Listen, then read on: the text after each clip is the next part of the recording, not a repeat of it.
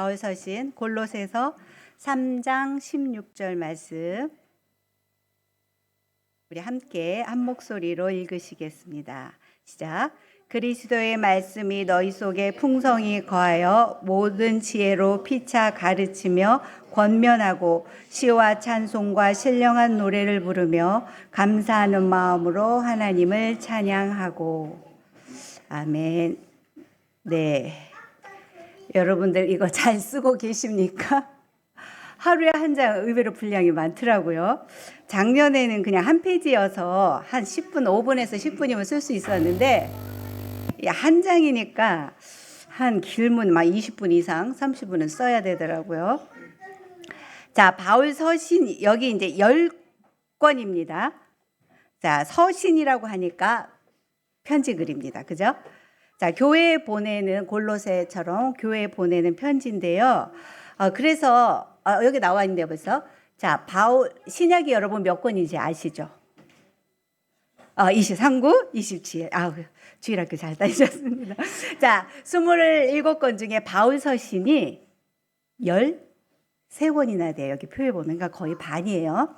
그 중에서 우리 지금 10권을 쓰고 있어요. 그러니까 여기 앞에 보이시는 로마서, 고린도, 전후서 빼고 갈라디아서부터 디도서까지 이제 10권인데 로마서, 고린도, 전후서 조금 이제 분량이 있어가지고 그거 이제 따로 뺀 것 같아요.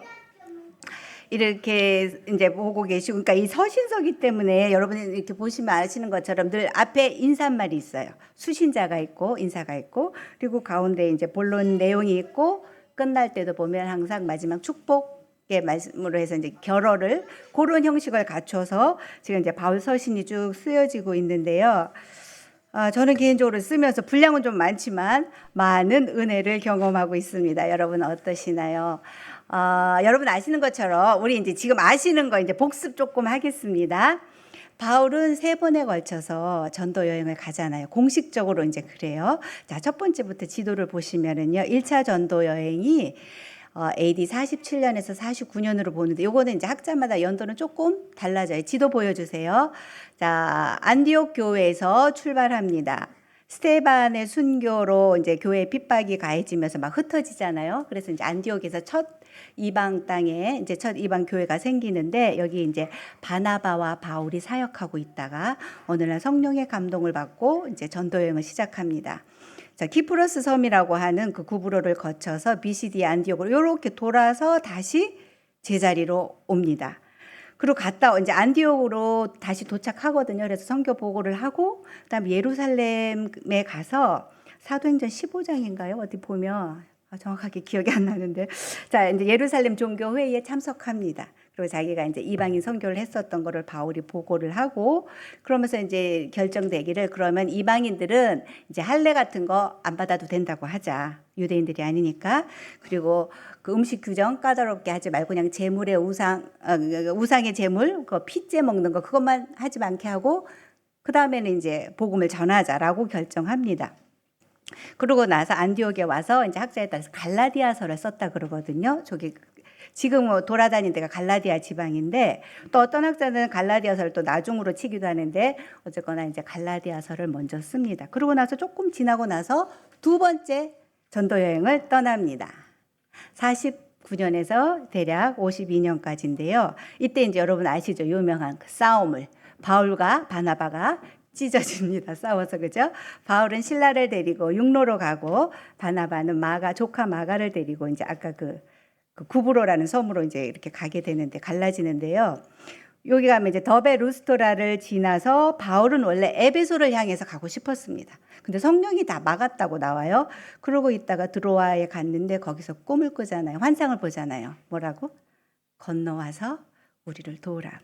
그래서 이제 빌립보지, 그러니까 유럽으로 건너갑니다. 여러분 요새도 거기 보면 터키 지방하고 이제 이스탄불이 있는 유럽, 그 보스포르스 해협을 지나면 이제 유럽인데 첫 번째 유럽의 교회가 빌립보에 세워지고 그 다음에 고린도로 보이시죠? 그 빨간 줄 따라가면 고린도에서 한 1년 반 정도 지나면서 이제 고린도 교회를 개척합니다. 그리고 에베소 미련이 남아서 시다미 같이 이제 에베소 잠깐 들렀다가 해서 이제 가이사라로 해서 안디옥으로 돌아옵니다. 그리고 이제 고린도에서 데살로니가 전후서를 쓰거든요. 데살로니가에서 복음이 잘 전해졌는데 유대인들이 막 이렇게 방해를 하는 거예요. 그러니까는 야반 도주하다시피 쫓겨나서 이제 고린도로 오게 되는데 거기서 데살로니가 교회 소식을 듣고 신생교회인데 믿음으로 잘 서 있다 그러는 거예요. 그래서 너무 기특해가지고 이제 편지를 쓰는데 그게 데살로니가 전서와 후서가 있습니다. 오늘 데살로니가 전서 5장을 여러분 쓰셨나요? 이따가 쓰실 텐데 거기 보면 항상 기뻐하라, 쉬지 말고 기도하라, 범사에 감사하라 그런 내용이 나오잖아요. 그러니까 제가 오늘 아침에 그걸 쓰면서 이 그림이 막 그려지는 거예요. 아, 바울이 고린도에서 그 데살로니가 교회를 생각하면서 이 말을 썼겠구나라고 하니까 굉장한 이제 아침부터 은혜가 있었었는데, 자 이렇게 이제 돌아와서 안디옥에서 이제 선교 보고를 하고 이제 다음에 3차 세 번째 전도 여행을 떠납니다. 이번에는 에베소로 그냥 논스톱으로 바로 갑니다. 지난번에 못 갔으니까요. 일단 이제 거기 가서 약 한 3년 정도 두란노 서원 여러분 아시죠, 그죠? 그 세워놓고 거기서 이제 저녁마다 말씀을 증거하고 가르치고 그러는데 고린도 교회에서 좀 복잡한 소식이 들려옵니다. 굉장히 힘들다고, 교회 여러 가지 문제가 많다고. 그러니까 에베소에서 고린도에 편지를 보냅니다. 그게 고린도 전후서고요. 그러다가 이제 여기 보면 에베소에서 들어와 빌립보로 건너가서 고린도에도 머물잖아요. 고린도에서 한 3달 정도 이제 겨울을 지나는데 거기서 로마서를 씁니다. 로마서를 쓰면서 내가 나중에, 지금은 아직 못 갔지만 나중에 너희들한테 갈 것이다.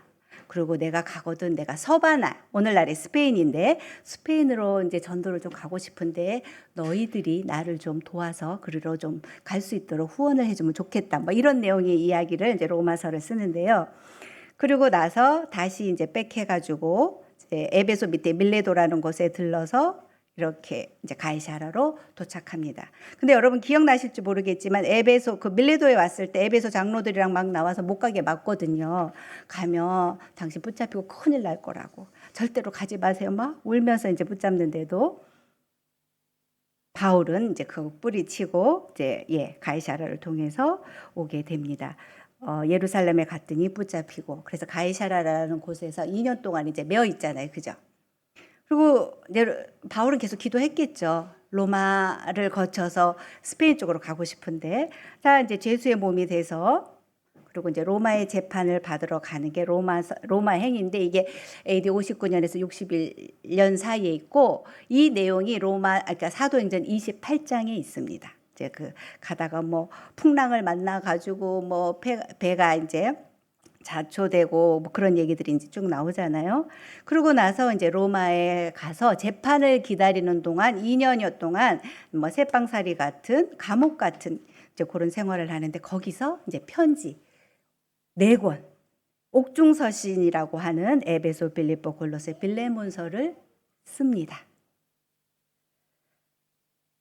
그러고 나서 이제 성경은 여기까지 나오지만 그 다음에 이제 성경은 더 이상의 기록이 없지만 어떤 전승이나 또 그 초대 그 교부들의 기록에 보면은 바울이 아마도 4차 전도 여행으로 미공식이에요. 서바나, 그러니까 스페인을 갔었다고 봐져요. 그 왜 지도가 잘리네요. 로마에 거기 보시면 로마에서 이제 나와서 2년인가 뭐 3년 지나고 나와서 로마 교회의 후원을 받아서 스페인으로 갔다가 그죠? 그리고 이제 지중해를 쫙 건너서 그 어디입니까? 에베소, 골로새에 있는 그쪽으로 이제 옵니다. 그리고 자기가 이제 전도했었던 곳들을 한번 다시 둘러보고 그렇게 해서 다시 로마로 가서 이제 2차 투옥된다고 보거든요. 그리고 나서 여기 2번째 투옥됐을 때 마지막 서신 디도서, 디모데 후서, 그러니까 목회 서신이라고 하는데 이거를 기록합니다. 그러고 나서 이제 얼마 안 있다가 참수형 순교를 당하게 되는데 네로 황제 시대예요.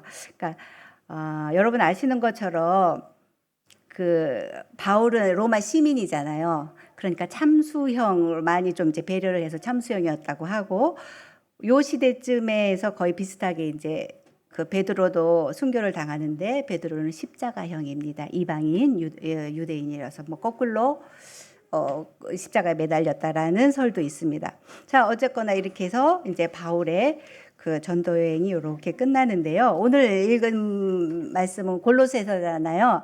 그 다음 그림을 보면 다시 여러분은 이제 이렇게 백해가지고 로마에서 편지를 쓰는데 네 권의 편지, 옥중서신이 있는데 보세요. 빌립보 교회에 빌립보서가 갑니다. 그리고 또 하나 에베소에 있는 곳에 에베소서가 갑니다. 그리고 조금 아래로 가면 맨 아래에 있네요. 골로새서와 빌레몬서를 같이. 빌레몬이 골로새 교회의 뭐 장로인가 뭐 지도자인가 그렇거든요. 그러니까 개인 편지를 보내고 나머지는 다 교회에 보내는 편지인데 빌레몬서는 개인에게 보내는 거 아시죠? 그죠? 그 종 오네시모의 그런 사건이 있어가지고 이제 보내는데 이렇게 도착한 편지가 골로새서입니다. 그런데 골로새서의 구조를 잠깐 보시면은요. 이렇게 돼요. 뭐냐면 이제 뭐 주제는 그리스도의 우월성이라 그러는데 제가 이제 말씀드리고 싶은 맨 아래 보면은 1장에서 2장은 4장까지 있는데 1장에서 2장은 교리에 대한 이야기를 해요. 그건 조금 딱딱해요. 그런가 하면 3장, 4장은 이제 그 생활의 영역의 실천에 대한 부분이에요. 그래서 이 부분은 되게 우리가 이제 이렇게 은혜 받고, 그러니까 제가 청년 때 이렇게 서신서를 읽으면서 굉장히 은혜를 많이 받았어요. 그러니까 지금 생각해 보니까 아마 딱딱한 교리 쪽이 아니라 이 실천 쪽에서 그 생활에 바로바로 적용을 할 수 있었으니까 은혜를 받았던 것 같은데, 근데 바울 서신의 구조는 대체적으로 이래요. 그러니까 로마서 같은 경우도 1장에서 11장까지는 좀 딱딱한 구원에 관한 그런 교리적인 내용이라면 그 뒷부분 12장부터 16장까지는 실천적인 내용들로 있고, 또 에베소서도 1장에서 3장까지가 교리를 다룬다면 그 다음에는 이제 실천적인 내용으로 3장에서 6장까지, 그러니까 이론과 실제를 아주 바울이 지혜로웠던 것 같아요. 그렇게 교인들에게 이제 편지를 보내면서 바로바로 실천에 적용할 수 있는 그런 내용들로 채워서 보냈던 것 같습니다. 자, 오늘 아까 함께 읽었었던 말씀은 3장 16절이니까요. 실천 부분에 있는 3장에서 16절 말씀이었습니다. 다시 보면요. 그리스도의 말씀이 너희 속에 풍성히 거하여 라고 나오잖아요. 그죠? 이 부분에서 제가 이제 우리의 믿음에 어떤 그 도움이 될 수 있는 키워드 3개를 정하게 됐는데, 실은 이거 우리 주보에 나오는 올해의 표 같은 거예요. 그래서 제가 이제 거기서 따왔는데 말씀과 감사와 찬양에 대한 부분을 조금 오늘 나누고 싶습니다. 그런데 여기 보면은요, 동사는 거하여예요. 그리고 나머지 뭐 가르치며 권면하며 찬양하고는 이제 동사지만 분사형으로 붙어 있고 주 동사는 거하여거든요. 그런데 우리 한글 성경은 이 부분이 조금 약한 것 같아요. 그러니까 일본어 성경이 훨씬 더 분명해요. 토마루 요니 시나사이. 조금 명령과 권고형이 붙어 있죠. 영어 같은 경우도 렛이라는 사역 동사를 넣어서 dwell 같이 해서 이제 거하게 하라, 거주하게 하라라는 이제 명령문을 만들고 있습니다. 그러니까 그냥 단순히 거하여 뭐 이런 게 아니라 바울은 좀 더 의도적으로 우리에게 명령을 했다는 거죠. 말씀이 너희 안에 풍성히. 그래서 원래 3인칭 단수 이게 현재 명령형이라고 하는데요. 뭐 거하면 좋겠는데 이게 아니라 거하게 하라라는 거죠. 그래서 말씀이 우리 삶의 그 안방을 차지하도록 네가 문을 열어놓고 주도권을 내어드리면 좋겠다. 내어드려야 한다는 명령으로 받아야 할 것 같습니다. 그래서 제가 찾아봤는데요. 그 다음에 보시면 우리가 보는 개역 한글은 그렇지만 표준 세번역이라든지 쉬운 성경 또 새 한글 성경 공동 번역도 그랬는데 보면은 이렇게 일단 딱 끊어져요. 풍성히 살아있게 하십시오. 너희의 그리스도의 말씀이. 또 그리스도의 말씀으로 여러분의 삶을 충성이네 죄송합니다. 채우십시오. 라는 명령형으로, 아니면은 새 한글 성경은 그렇게 하시길 바랍니다라고 하는 권고형으로 좀 바뀌었는데 어쨌거나 우리는 이 말씀이 분명한 명령이었었다라는 걸 조금 이제 기억하시면 좋겠습니다. 아까 말씀드린 것처럼 이제 3가지의 키워드를 제가 이제 찾아봤다고 했는데요. 첫 번째 말씀이었습니다. 여러분 오늘 오전에 설교도 들으셨고 또 각자 큐티를 하시면서 말씀을 대하시는데 어떻습니까? 말씀을 대할 때마다 여러분은 풍성히 은혜를 경험하고 계십니까? 자, 말씀에는요, 먼저 기록된 말씀이 있어요. 로고스입니다. 흔히들 말하는. 그런가 하면 선포된 말씀이 있다고 합니다. 레마입니다. 그죠? 우리 다 들어보셨죠? 그죠? 자, 기록된 말씀 로고스는 보편적인 진리를 말합니다. 성경 전체 66권 그럼 그건 이제 로고스입니다. 변하지 않는 어떤 객관적인 사실과 법칙을 말합니다. 그런데 레마는요, 나에게 주시는 말씀이라고 받아들여요. 왜냐면 오늘 내 마음에 부딪혀 온 그 어떤 그런 성경 구절 그런 것들을 레마라고 합니다. 그러니까 특정 상황에서 성령이 깨닫게 해주신 어떤 그런 하나님의 음성 같은 거죠. 그래서 이제 로고스가 하나님에 대한 체계적인 지식과 성경 전체에 흐르는 사상 뭐 이런 걸 의미한다면 레마는 성경을 읽거나 설교를 들을 때 오늘 여러분 오전에도 그런 이제 경험이 있으실지 모르겠지만 갑자기 내 마음에 강력한 감동으로 부어주시는 그렇게 삶의 변화를 일으키는 말씀을 우리는 레마라고 합니다. 그런데 이제 그 실제 성경에서 이게 혼용돼서 사용된대요. 분명하게 뭐 엄격하게 구별하거나 경계성이 있는 건 아니지만 기록된 말씀이 있고 선포된 말씀이 있구나라고 여러분들이 기억해 두시면 좋을 것 같습니다. 그러니까 기록된 말씀 로고스가 저수지의 물 같은 거라면 오늘 내가 떠마시는 물 이거는 레마의 말씀이라고 이렇게 구별해 보시면 괜찮을 것 같습니다. 그런가 하면 이제 찬양입니다. 말씀이 충만히 거하면 너희가 서로 지혜로 가르치고 권면하고 그 다음에 나오는 것들이 시와 찬송과 신령한 노래를 부른다는 겁니다. 여기 시는 시편, 구약의 시편, 곡조에 있는 이제 시편을 의미합니다. 그런가 하면 찬송은 그리스도의 그 신성과 어떤 구속 사역을 이제 기리는 높이는 그런 노래입니다. 그런가 하면 여기 뭐 신령한 노래라고 해서 되게 뭐 그런 것 같은데 스피리추얼 송은 뭐냐면 그냥 성령으로 감동받아서 개인이 즉흥적으로 부르게 되는 고백하게 되는 노래를 영적인 노래 뭐 이렇게 하면 되겠네요. 이것들이 이제 찬양에 해당합니다. 그런데 우리가 여기서 생각할 것은 그겁니다. 결국은 멜로디가 중요한 것이 아니죠. 그죠? 찬양이라는 말 자체, 프레이즈는 하나님을 높이는 것입니다. 그죠? 그러니까 단순한 어떤 그 멜로디가 있는 노래가 아니라 우리 안에 거하는 그 말씀이 밖으로 흘러나올 때 결과물로서 하나님을 높이는 그것이 바로 찬양, 그것을 바로 우리 찬양이라고 할 수 있겠습니다. 그 다음에 감사입니다. 이제 찬양이 이렇게 흘러 넘치면 결국 우리는 그 감사의 그 원어는 지금 카리스라는 은혜와 선물이라는 뜻을 같이 가지고 있는데요. 그러니까 이 은혜가 하나님이 주신 은혜가 그 내가 내에게 선물로 주신 그 은혜가 내 안에 차오르면 우리는 당연히 입술로서 아니면 행위로서든지 어떤 형태로든지 감사를 고백할 수밖에 없다는 것입니다. 자, 그러니까 먼저는 말씀입니다. 말씀이 우리 안에 거하면 그 다음에 그 말씀이 우리 삶 가운데 찬양이 되어서 입술뿐만이 아니라 우리 삶 전체 속에서 찬양으로 흘러나오고 그리고 그래서 은혜와 감사의 고백을 결국은 하게 된다는 것입니다. 그런데요, 이 골로새 교회에 문제가 있었습니다. 그러니까 바울이 로마 감옥에서 골로새 교회에 편지를 쓰게 된 게 골로새 교회의 개척자였던 에바브라라는 사람이 와서 골로새 교회 이야기를 막 합니다. 그러면서 이제 실은 바울님, 우리 이런 문제가 있어서 어떻게 하면 좋을까요? 라고 했는데 그때 이제 나오는 문제가 이런 것들이 있습니다. 세상의 철학 사조가 교회 안에 들어와 버렸습니다. 초기 이제 영지주의라고 하는데 그런 것들이 들어와서 그 본질, 그 진리를 자꾸 흐려놓습니다. 그런가 하면 또 교회 안에서는요, 율법주의적인 구원관들이 나옵니다. 너네 할례도 받아야 돼.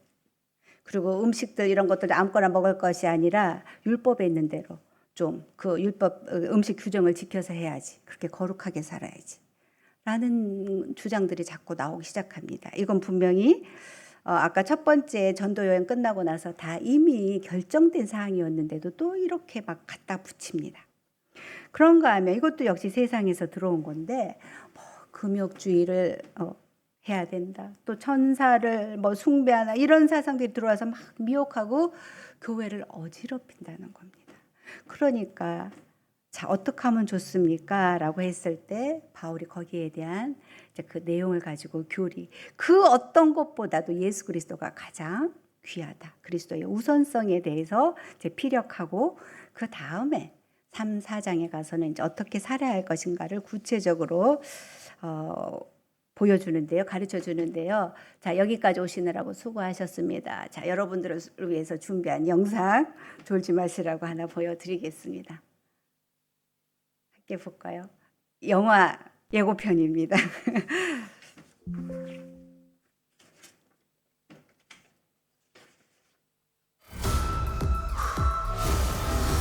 I have created mankind's most advanced artificial intelligence. He's lightning fast, biblically strong, the world's most dangerous weapon. Can think for itself. You think you're in control of this? You're not. I came here from the digital world. I'm looking for something. Something you've discovered. So, you've been spying on me. I was directed to kill you. Hacking seems pretty tame by comparison.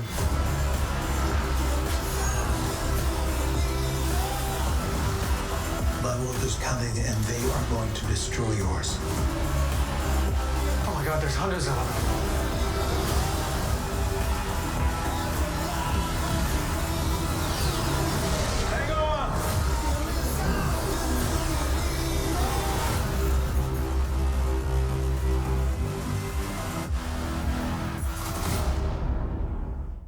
네, to be continue. 자, 이거 작년에 개봉했던 영화인데 혹시 보셨습니까? 우리 남자 집사님들, 장로님들 아시던데 이 트론 영화가 시리즈인데요. 첫 번째 영화가 1981년도에 나왔다고 합니다. 제 중학교 때 나왔어요. 그러고는 30년대, 2010년도에 2편이 나왔고 작년에 15년 만에 3편이 나왔다고 하는데요. 이거 오늘 오전에 그 아이들 시간에 함께 봤었던 영화인데 그리드라는 그 게임의 세계가 있습니다. 그 안에 프로그램 안에 인간이, 그런데 이게 재밌는 게 뭐냐면은 인간이 디지타이징이라 그래가지고 디지털화 돼가지고 그 게임 세계 안으로 들어갑니다. 3차원의 인간이. 그게 이제 1, 2편이었는데 그 안에서 뭐가 막 벌어지는데 3편에서는요 이 프로그램이 어떻게 이제 반대로 인간의 세계로 나오는 겁니다. 저 이거 보고 굉장히 놀랬어요. 기발하기도 하고 그 AI 그 최첨단 AI 기술로 인간 세계에 나왔는데 근데 문제가 뭐냐면 29분만 가능한 거예요. 29분이 지나면은 다시 막 이게 이제 프로그램 하다가 먼지처럼 막 이렇게 사라지는데 그래서 이제 이거 또 다시 막 개발하잖아요. 그래서 결국 영속 코드라는 것을 개발해서 이 프로그램 그 게임 속에 있는 프로그램 그 캐릭터들인데 이것들이 나와가지고 인간 세계에 같이 뭐 있게 되는. 근데 지금 현재는 이제 29분에서 멈췄는데 아마 4편이 나오면 그 영속 코드가 뭐 또 어떻게 돼서 이제 같이 살게 되는 뭐 그런 내용으로 전개되지 않을까 싶은데요. 자, 급속하게 발전하는 기술들에 놀라면서 저는 솔직히 매일의 뉴스를 또 기다리며 기대하며 보고 있습니다. 여러분은 어떠십니까? 이 시대. 얼마 전에 지난주인가요? 지난해 아틀라스 그 현대 로봇도 혹시 보셨어요? 아틀라스라는. 그래서 요새 현대 차 주가가 상승 중이라고 난리잖아요. 자, 뭐 산업용 로봇이었지만 곧 가정용 로봇이 공급되어서 이제 가정에 마이카 시대가 아니라 마이 로봇 시대가 열릴 수도 있다고 합니다. 로봇과 함께 살아가는 시대가 머지않아 될 것도 같습니다. 그러니까 인간이 꿈꾸는 것들이 또 영화가 먼저 앞선 갔던 것들이 현실에서 실현되고 있잖아요. 비행기가 아니라 이제는 로켓을 타면 30분 만에 한국에서 미국으로 대기권을 성층권을 통과해서 쫙 갈 수도 있을 거라고 합니다. 기술 충분하답니다. 그리고 또 누군가는 그랬습니다. 곧 보편적 고소득 시대가 열리면 애써 노동하지 않아도 될 것이다. 거기다가 인간의 수명은 늘어나고 있습니다. 여러분, 전체 인구의 그 만 65세 이상 인구가 7%이면 고령화 사회입니다. 14%가 되면 고령 사회고 이제 20%가 넘으면 그 앞에 뭐가 붙죠? 초고령 사회. 한국은 24년 12월에 들어갔습니다. 일본은 이미 2007년부터 초고령 사회에 진입했습니다. 이렇게 AI 기술을 포함한 그 의료 기술의 발달로 인해서 이제 뭐 난치병들이 정복되어 가고 있습니다. 곧 어쩌면 유토피아를 소망하는 인간의 꿈이 실현될지도 모르겠습니다. 그런데 저는 개인적으로 한편 불안하고 두려움이 앞섭니다. 인구는 줄고, 그러니 당연히 교회도 줄고 교회를 출석하는 그리스도인들도 줄겠지요. 줄고 있습니다. AI를 비롯한 과학기술의 발달로 이제는 신의 영역이 줄어들고 있는 것만 같습니다. 아니 어쩌면 인간이 이제 신을 필요로 하지 않는 시대가 도래하는 것도 같습니다. 이러한 시대에 우리 그리스도인들은 어떻게 살아야 할까요?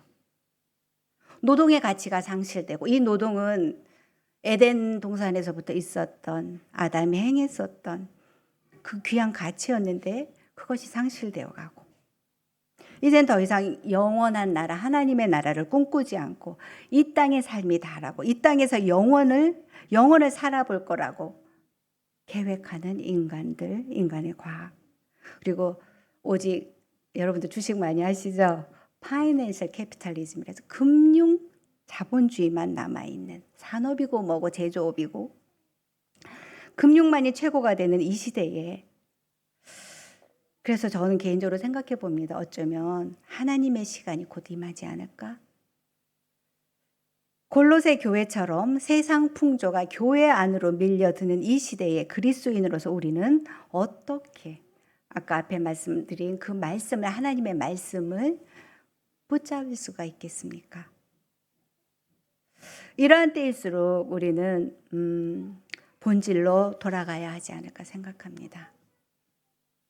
지구를 떠나 화성을 가고 또 달을 정복하는 이 시대에도 우리는 우리의 하나님의 말씀이 우리 안에 온전히 거할 수 있도록 하나님의 말씀 앞에 더 오래 앉아 있어야 되겠습니다. 바쁘고 어지러운 세상에 우리 마음이 빼앗기지 않도록 주님께 더욱 집중하고 주만 바라볼지라라는 우리 그 찬양처럼 오직 주님만을 더 바라볼 수 있는 그러려면요 우리가 의지적으로 행해야 합니다. 그 말씀이 우리 안에 거할 수 있도록 바울의 표현처럼 우리가 의지를 쳐서 복종시키지 않으면 우리는 그냥 세상 풍조에 요즘 그 세상의 어떤 그 기술들에 흘러 가버릴 것만 같습니다. 자, 이렇게 이 세상의 삶의 다가 아님을 우리 여러분 기억하면 좋겠습니다. 그래서 노마드라는 말 있잖아요. 그죠? 유목민.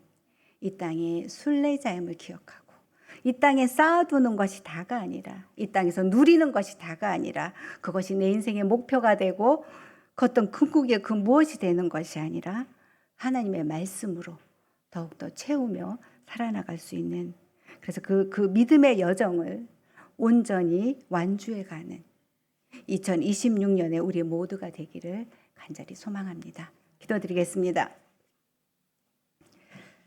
하나님 감사합니다. 오늘도 저희를 부르시고 저희를 통해 귀한 예배를 받아주시오니 감사합니다. 이 세상 곳곳에 주의 이름으로 모이는 모든 그 무리를 그 예배를 공동체 예배를 주님 축복하여 주시고 홀로 영광 거두어 주시옵소서. 세상 풍조는 나날이 달라지고 갈라지고 있지만 하나님 이런 때일수록 우리가 더욱더 하나님의 말씀을 붙잡고 살아나가는 그 말씀이 우리 안에 거하게 하기 위하여 더욱더 스스로를 고추 세워나가는 저희가 될 수 있도록 주님 도와주시옵소서. 모든 것 주님께 의탁하며 이 모든 말씀 예수님의 이름으로 기도합니다. 아멘.